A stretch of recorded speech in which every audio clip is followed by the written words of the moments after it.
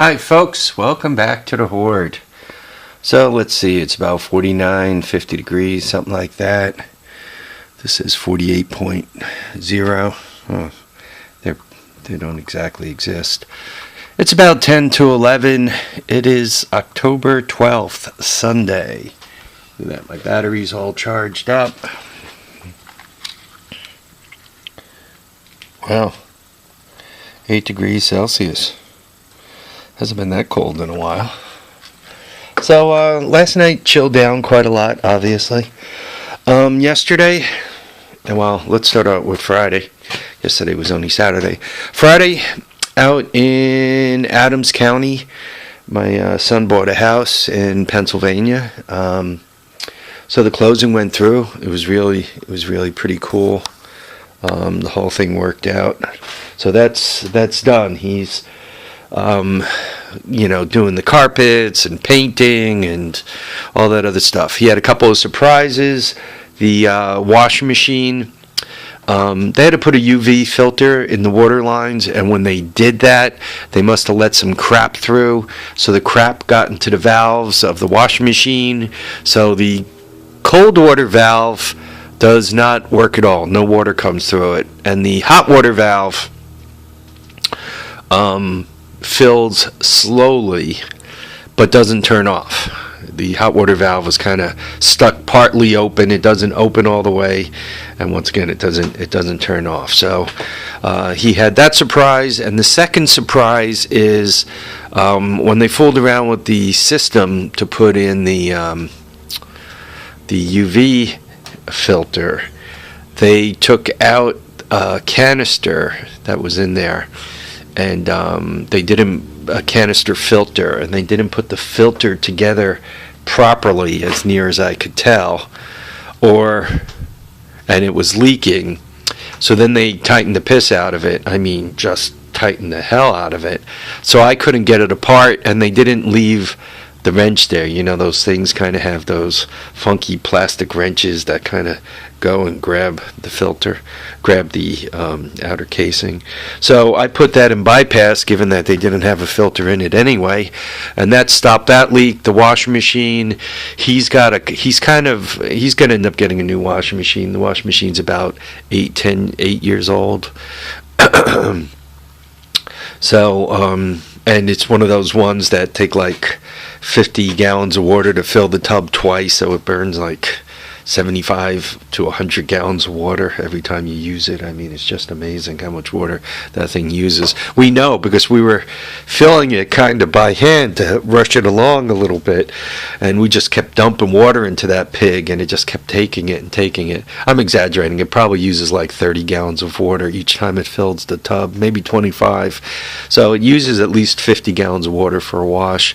Unless you tell it to double rinse, then it uses probably 75. So anyway, he's going to get a new washing machine, but in the meantime he could kind of make this one go. Place did come with a functional dryer. I mean, the house is nice. I'm hoping it works out for him. So that was, first of all, that was Friday into Saturday. Saturday went to the flea market, and I have all the treasures laid out there. I'm spending so much money with my son these days that I'm really having to slow down a little bit. The Amish folks were not at the flea market. This is a receipt, and the reason why I'm showing it to you is, so that's where the flea market is. Thomasville, Pennsylvania. So, and it's known as Morningstar Marketplace Antique Gallery. This is just one business inside of it. And what this is kind of an antique co-op, where when you bring something up to them, everything is tagged. At the antique co-op, I bought this wrench.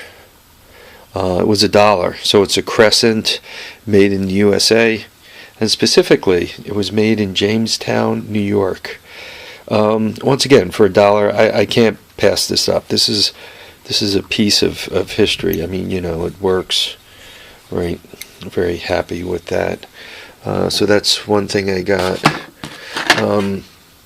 That was separate. I got this tape there. Stanley Power 16. This was $1.50. Once again, still, when they made stuff in the United States, I like it when they make stuff in the United States, and I like it when I could buy that stuff cheap. If it's made in the U.S., some of the quality is just amazingly outstanding. And I got this. This was another buck. So $1, $1.50, and this was $1. What's interesting is where it's from. U.S. War College. Once again, it was $1. There's the guy who wrote it. This was written in '95, September of '95. So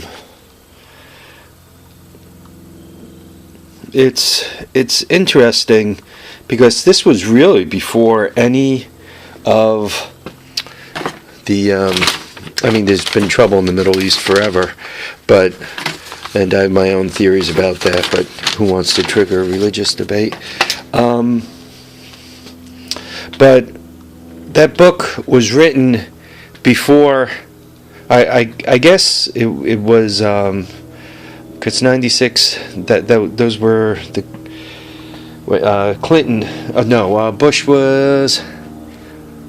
was elected in 96. And he served into, 04.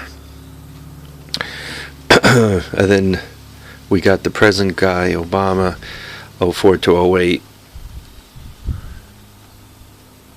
No, anyway. It was written before 9/11, I guess is what I'm trying to say.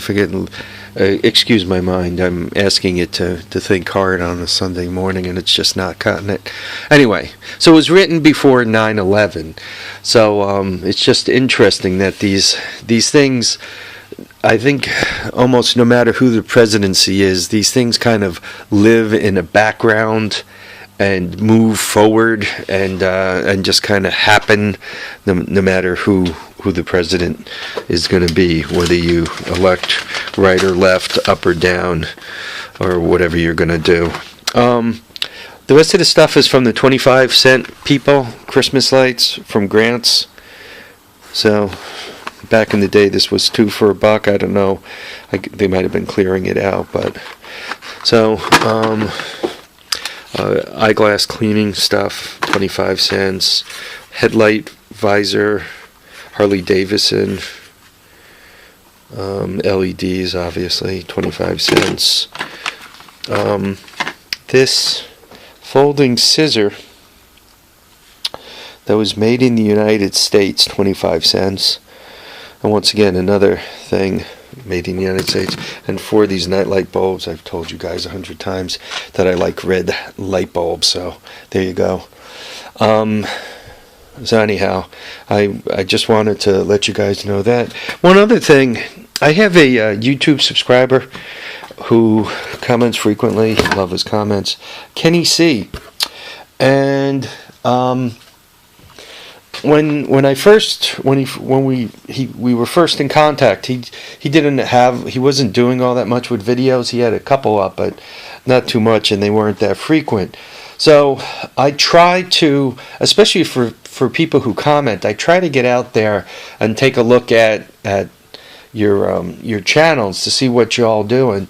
Anyway, he's done a lot more videos out there. He has a Yarmar tractor that with a backhoe loader, looks like backhoe, a loader, and it looks like he's got the belly mower on it. And the little bit he's shown of it, it looks like these attachments come on and off pretty easy. I mean, he could probably make a video of the Yarmar and each one of its attachments, and for anybody considering one, it could be very, very helpful about buying one. But he's got that he's working on. He's really become my hero recently because he went to this scrapyard with 4 batteries and came home with like 4 tractors. I thought that was always think that's pretty cool when you leave the scrapyard with more than you bring in. That kind of makes you a hero. I'm not exactly sure of the lay of his land. if he's it kind of looks like he's on a farm situation there. I don't know if it's a working farm, as in that's how he makes his living or part of his living, or if it's a hobby type situation, or if he's connected to a family farm and maybe he's involved with the family farm, as in parents, brother, whatever, and he works elsewhere for a living. I'm not sure of that aspect of his life, but it's not important. But anyway, please go out and see Kenney. Watch some of his videos. He's got some stuff going on there. He's also got bowling stuff that he's been working on. He's got pugs, attack pugs, that like try to face down Yarmar tractors, like, I'll stop you, and actually they did. So yeah, go visit Kenney. Go spend some time with him. About me for today, I gotta finish shredding the leaves, and I gotta get to that, because they're blowing all over the place, and I want to do it before it rains some more. It completely screws things over. I also had somebody make a suggestion about recycling this cap, and that I could probably squeeze three-wheelers under it. Yeah, you're probably right. I've used the wooden caps for